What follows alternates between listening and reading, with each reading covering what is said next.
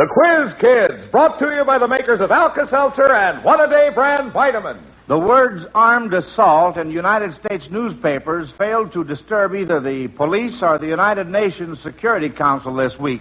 Why not? That certainly disturbs me, but I'm afraid I'll have to give. How about you folks listening in? But hold a minute. Here's some kids I bet know the answer, because they're the Quiz Kids.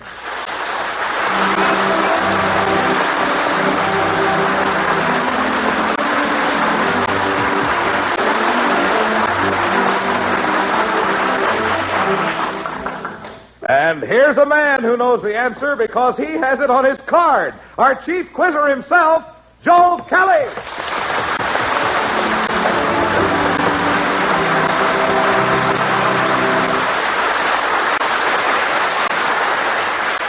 Thank you, Tom Moore, and hello, everyone. Well, we have a little surprise in store for you today. I can't tell you much about it yet, but I'll give you a hint. You've all heard the saying, all the world loves a lover. Well, it's rumored that we have one in our classroom today. She's an attractive Quiz Kid graduate, and we'll let her speak for herself later on. Right now, we'd better get right down to roll call. Patrick? I'm Patrick Owen Conlon. I'm 10 years old and in 5th grade at the Fort Dearborn School. Lonnie? I'm Lonnie Lundy. I'm 11 years old and in the 7th grade at Lincoln School, Park Ridge, Illinois. At least I will be on Monday. Oh, well, good for you. All right, John. I'm John Pollock. I'm 13 years old and in the 8th grade at the Trumbull School, Chicago. Robert?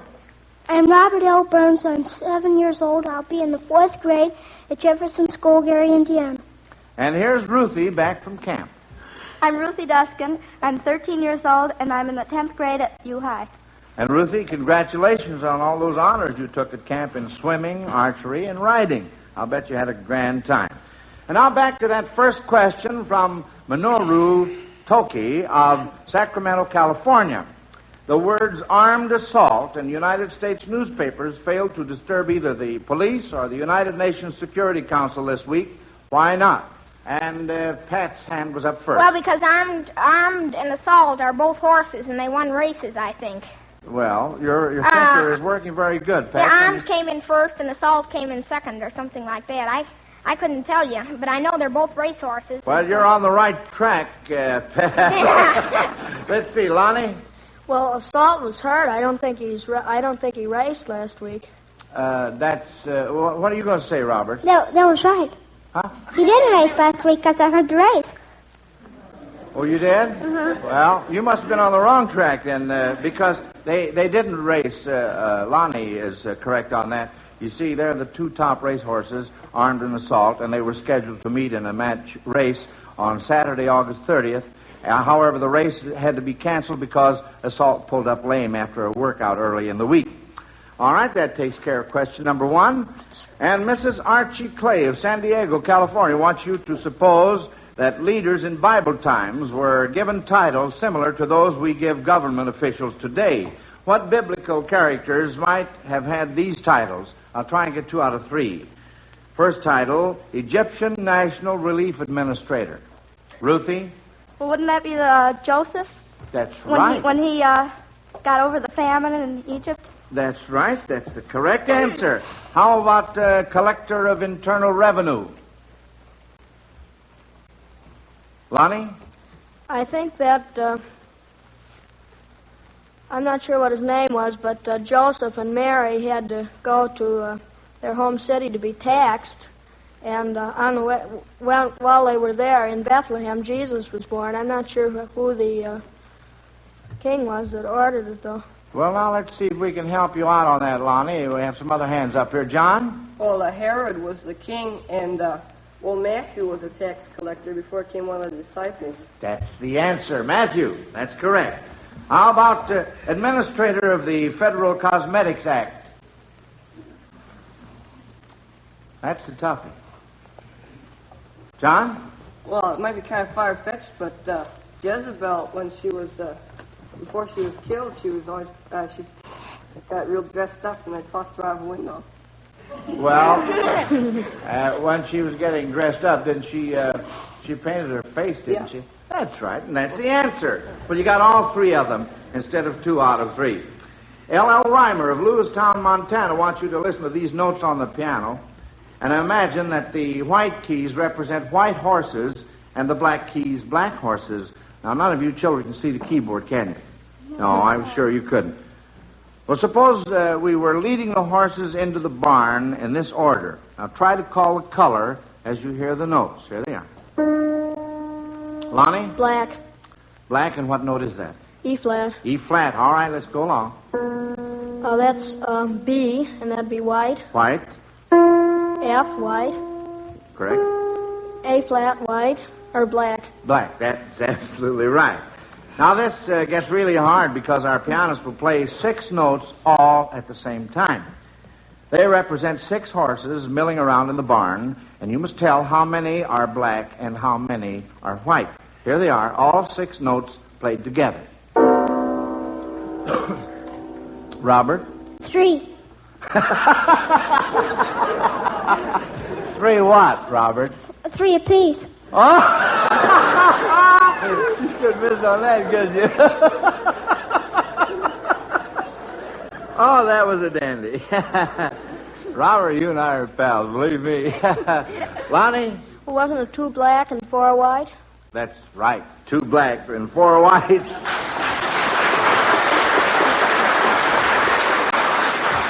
Lonnie, can you give us the notes? Well, could you play the chord again? Yeah, let's have the chord again, Jack. Well, from top to bottom, it's G flat, D, B flat, G, E, and C. That's correct. That's fine.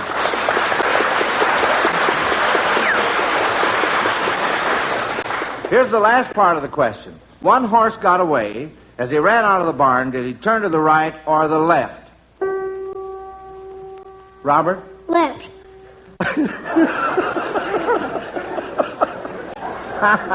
Why do you say that, Robert? Because probably there was only one way he could go. Oh? You mean a fence right outside the barn? John? Oh, I think it'd be right, wouldn't it? Because wasn't that over middle C? Well, now, was it? I think it was. Let's see. Let's check with Lonnie. All right, Lonnie. Well, there were 6 notes played, and that is the 3rd from the bottom. So Robert would be right. Well, no, wait a minute. We just had one single note. See? And the idea is, as he ran out of the barn, did he turn to the right or the left? And this one single note that Jack just played for us is the clue. Let's have it again, Jack. All right, Robert? Right. Oh, you've got your guessing cap on now. Lonnie? Well, the note is G. The note is G, so? Well, I think he was in the middle, so he turned right because G is in the middle of right. Well, now, wait a minute. John? Well, I don't know notes, but wasn't that the G above middle C? I don't know anything about notes. I couldn't tell. What, can you explain that, Lonnie? Well, that was the G above middle C. Mm-hmm. Now, Pat, you had your hand up. I suppose he turned left then. Huh? I suppose he turned left then. Well, I don't think anybody has said that as yet, but that isn't correct. Little Robert had his hand up again. All right, Robert. Well, then he wouldn't turn either way. Well, I'll tell you, I think we're going to have to call a miss on this.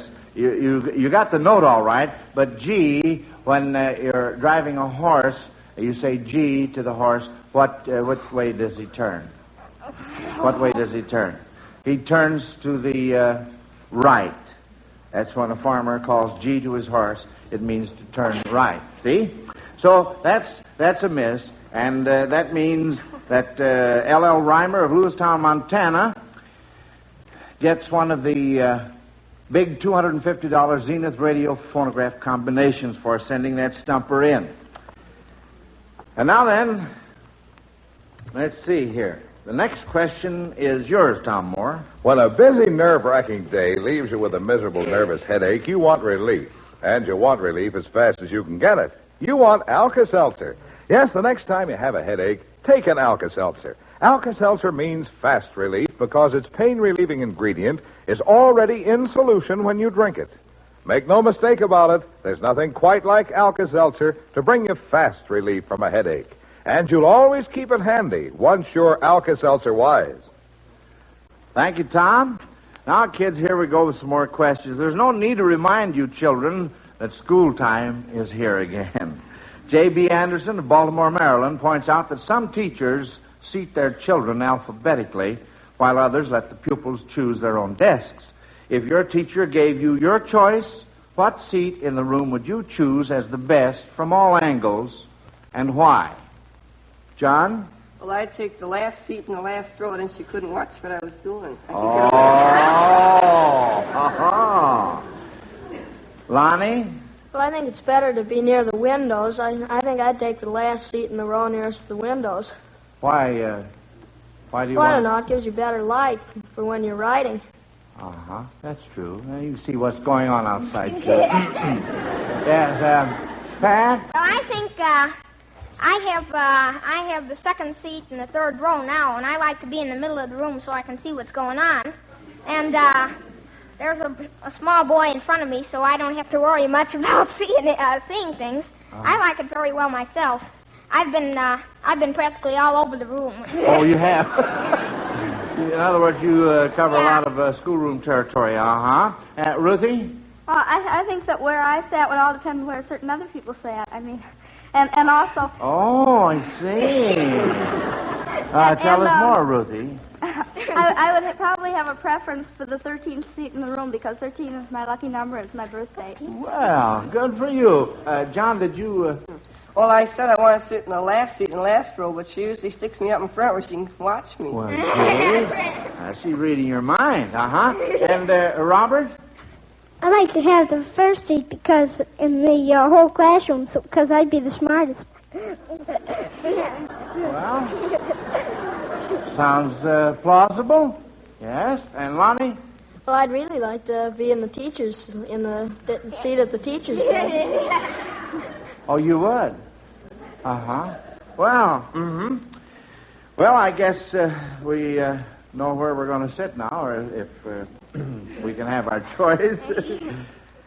A baseball fan, Paul C. Duncan of Oklahoma City, Oklahoma, noticed that some well-known airfields across the country have the same names as his favorite baseball players. What field bears the name of a Chicago Cubs third baseman? Lonnie? Well, Lowry Field. And where is it located? I think it's Kansas, isn't it? No, of course, that isn't part of the question. I thought I'd ask you to see if you knew where it was located. Lowry Field is correct. Robert, you had your hand up. What were you going to say, son? Well, is that in Chicago? No. John? Well, I don't know what to say about the field, but Lowry doesn't always play third base. Well, not always, but you see, we had to use that name, to put this question over. Lowry, what's his first name, Lonnie? Harry, or better known as Peanuts. Peanuts Lowry, yes. Well, Lowry Field is located in Denver, Colorado. How about the Boston Red Sox left fielder? Robert? That would be, wait. Is that in the American League or the National League? Well, now, don't you get too technical now. The Boston Red Sox left fielder, that's all I'm going to say. All right, Robert. Ted Williams. And, it would be Williams Field. And Williams Field is right. And do you know where it's located? Wouldn't that be in Chicago? No. It's, John, do you know where it is? No, I just want to say the Red Sox are in the American League. Oh, I see. Well, Williams Field is located in Chandler, Arizona. Now, here's the last part of the question. The right fielder for the Chicago White Sox. Robert? Kathy Wright, and that's right field here in Chicago. No. We've got to spread these fields out over the country, see? Right field is in Dayton, Ohio, Robert. Yeah. But you were right in the answer you gave me. Now, we have two hands left up here. Ruthie? Well, I always thought that right field was in the baseball diamond. Oh, Ruthie. Oh.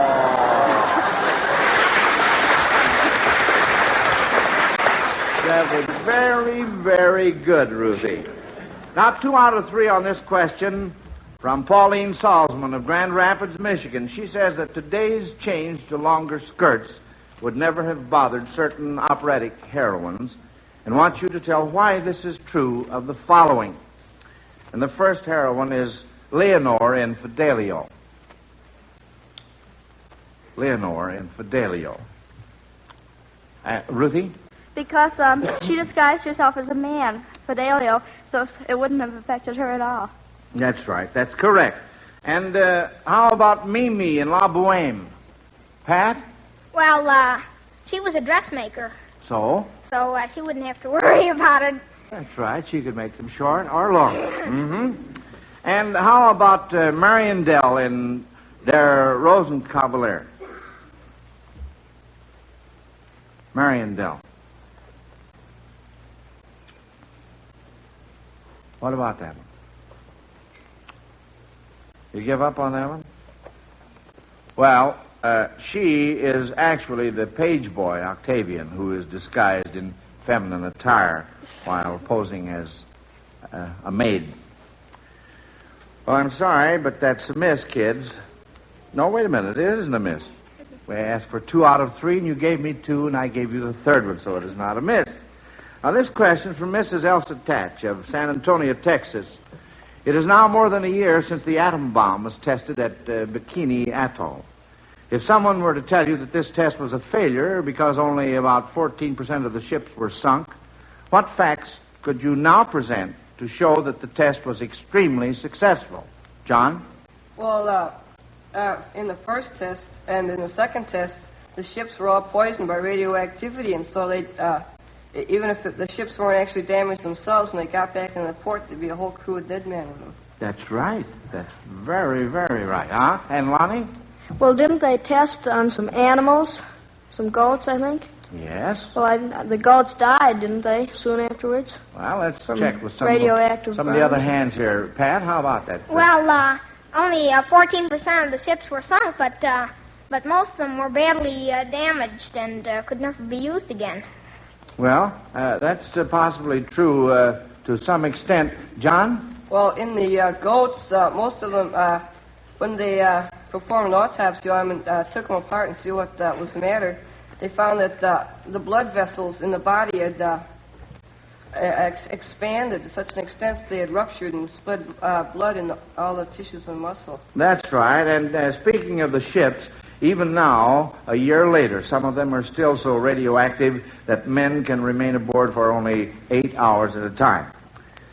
And now, friends, we overhear Tom Moore in a little tete-a-tete with a cute little radio actress. Why, Sally Mae, what goes today? You're looking not so gay. Did love depart and break your heart? What's the matter, eh? Oh, Tom, I'm low. I'm full of woe because I was unwise. Today I learned my stomach is much smaller than my eyes. At noon I take some chocolate cake. At 2, some berry pie. And now I fret. I'm all upset. A sorry gal am I. In an hour or so I've a radio show, but they'll have to call a new girl. I just wouldn't dare to go on the air while my midriff is all in a whirl. Now, Sally Mae, you mean to say a clever girl like you, when unwise eating brings distress, you don't know what to do? Oh, of course I knew as well as you that Alka-Seltzer's fine when acid indigestion brings discomfort such as mine. Believe me, chum, I wish for some. I'd take it if I could, but the Alka-Seltzer I don't have can't do me any good. Why, Sally Mae, you've heard me say 1,000 times or more it's time to buy a new supply when tablets get to 4. Now, Tom, don't preach. Just kindly reach in your jacket pocket. Donate some Alka-Seltzer, friend. I know you always stock it. Ah, this is a touch, but I enjoy such. It's a chance to contribute relief.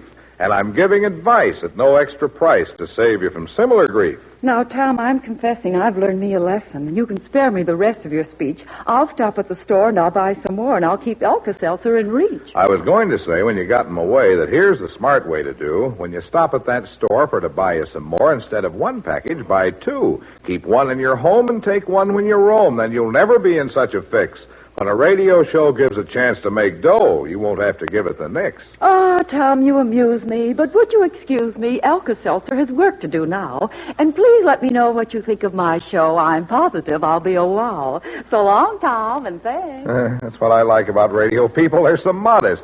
Well, where were you, Joe? Oh, yes, we're up to the next question. Right you are, Tom. And here we go with it. Mrs. W.A. Gores of Mentor, Ohio, sent in a singing question, and we've brought back a Quiz-Kid graduate to sing the song for you children. She is a very appropriate young lady for this purpose, too, because the question is about household duties, and just this week she formally announced her engagement. I'm proud to present one of our original Quiz-Kids, lovely Cynthia Cline.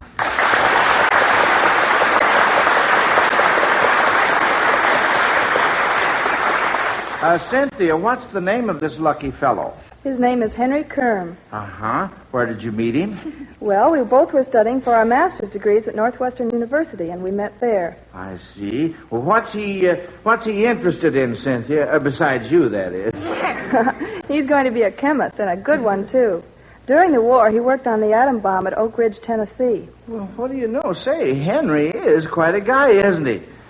When do you think you'll get married, Cynthia? Just as early in the spring as we can possibly make it. Well, that sounds mighty fine. You know, don't you, that you make me feel awfully old. I remember when you original Quiz Kids were just little tykes, and now when I realize that most of you are 21 and 22, well, you know, it was only a few days ago that Margaret Merrick was married, and you're the 6th, Cynthia. Oh, me. Well, I'll tell you, let's get back to that question about household duties, and I trust that you will be doing them soon, Cynthia. So let's hear you sing about them while the kids try to figure out what duties the titles suggest. Here's the first one.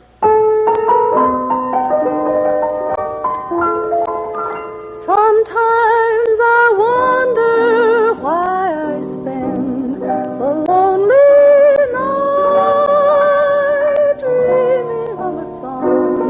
The melody haunts my reverie.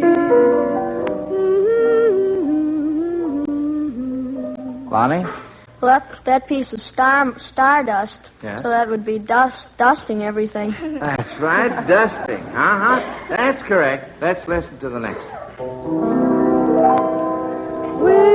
Wishing will make it so. Just keep on wishing, and care will go. Pat? Well, that's wishing will make it so, and sew. You have to sew. Sewing. Uh-huh. Robert, I noticed you had your hand up, son. What were you going to say? Well, I didn't know what I was going to say, but I just thought of something I didn't think was right, so I'm glad you didn't follow it.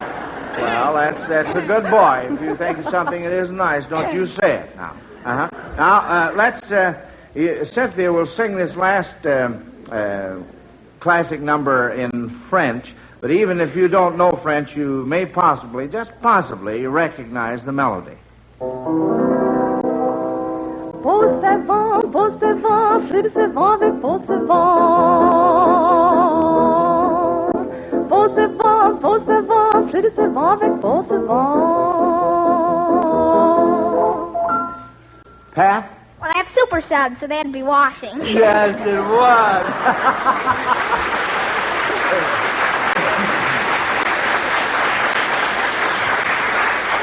Well, thanks again, Cynthia, for being our guest, and every one of us wishes you the best of everything in your married life.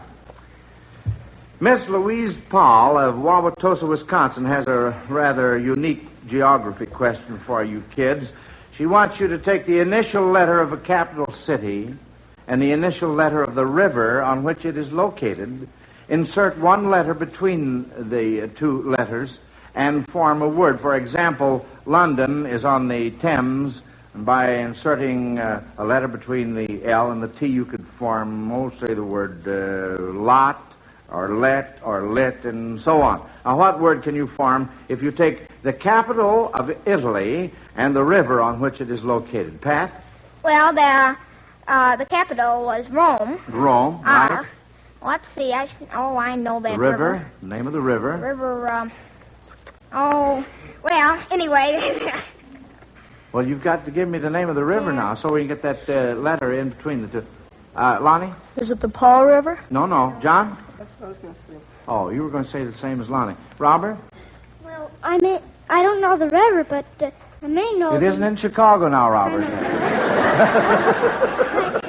may not know the river, but I may know the letters. Well, you do. Well, if I don't know. Well, all right. What are the letters then? Well, it would be R, then I, T. R-I-T. Well, that's right, Robert. Now, how did you arrive at that? That's what I want to know. Because the name of the river does start with T. What is it? How about the rest of you kids? Ruthie? It isn't the Thames, is it? No, honey. No, it's the Thames. I mentioned that a while ago. Pat? Well, I don't know the river, but there could be rat and rot.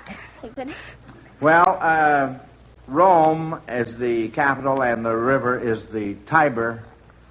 So, Robert gave us a very unusual answer there. But I'm afraid I'm going to have to call it a miss. But let's go along.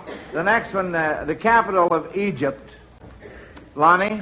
Well, the capital of Egypt is Cairo, and it's on the Nile, so that'd be C-blank-N, Can. Can? Uh-huh. Or Con. Con, C-O-N. And how about the capital of Hungary? Pat? Budapest, that's B. Yes. And, the river? That's not the River Pole, is it? No. Robert? Well, this may be the words again. Cairo, isn't that spelled with a K? No. We're talking about the capital of Hungary now, which is Budapest, and it's on the, what river? Well, all right, Robert. Well, I don't know the river, but these are the words, I think. B-I-T.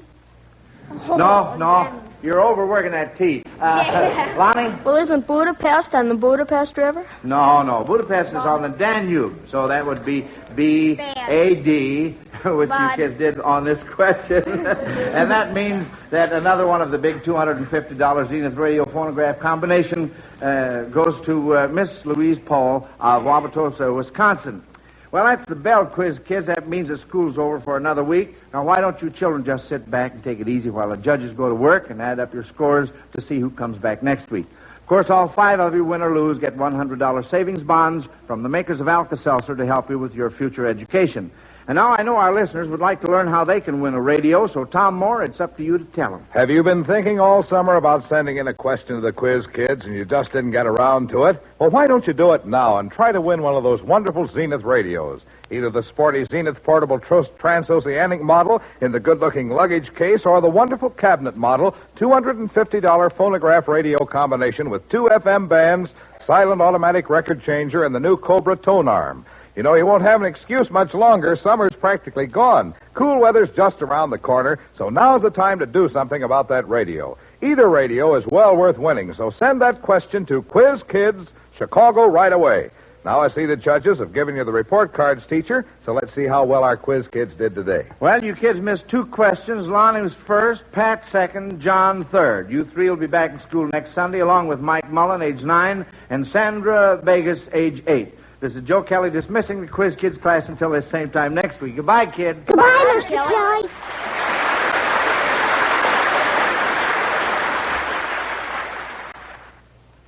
Boy, am I hungry. What's for dinner, Aunt Mandy? I've got everything you like steak, mashed potatoes, peas, buttered rolls, pie, a la mode, and coffee. Ain't that scrumptious? Sounds mighty good, but put that one-a-day vitamin bottle on the table. Yes, too often meals we like to eat are short on vitamins. Lack of vitamins in your food causes you to feel tired and run down. But here's how you can be sure of your vitamins. Take one a-day brand multiple vitamin capsule every day. Lack of vitamins can make you nervous and irritable. Take one a-day brand multiple vitamin capsule every day. At your drugstore, look for the figure 1 on the blue package. Take one a-day brand multiple vitamin capsule every day.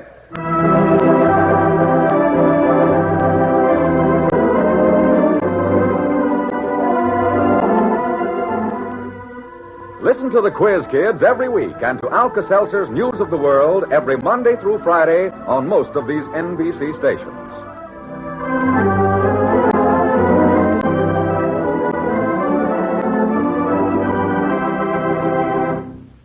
This is NBC, the national broadcasting company.